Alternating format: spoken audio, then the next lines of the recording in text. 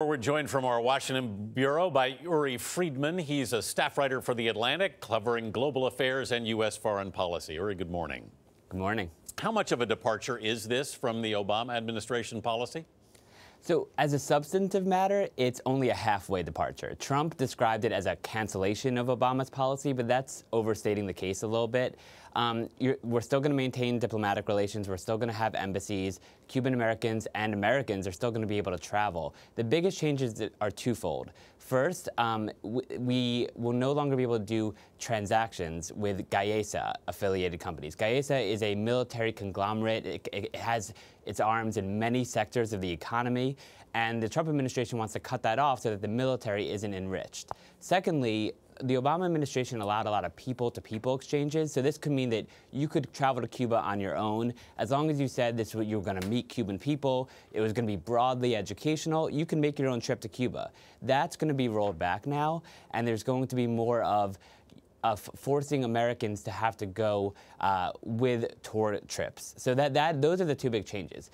Now, with that, there's also a larger kind of strategic shift. The Obama administration looked at the past decades of U.S.-Cuba policy and said, it hasn't worked. The Castro regime is still in place, and they tried to move to more of a policy of let's have more dialogue with the Cubans, and maybe that'll change things. The Trump administration is really strategically going back to a decades-old U.S. policy of saying, no, we're going to isolate a problematic regime here, and that's the best way to force change and political and economic change in Cuba. So that is a real broader shift that is bigger than the substantive changes. Yeah, Uri, this doesn't seem to have been greeted with open arms in Cuba. The president here in the United States would like to see a series of democratic reforms in Cuba. How much leverage does he have at this point with the Castro government? He has some leverage because the Castro government has been interested in economic reforms.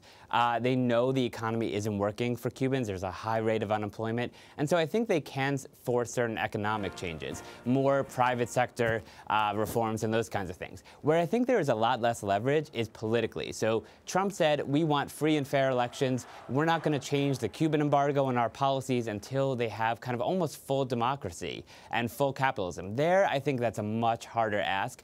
U.S. administrations have been asking that for decades, and it hasn't worked. And there's one reason why, which a Cuban dissident once told me, which is that the Castro regime is not interested in committing suicide. They know that if they allow free and fair elections, they're going to lose. More than half the population wants a change in the political system in Cuba. And so that's where I think the Trump administration's probably going to fall short, just like past administrations have as well.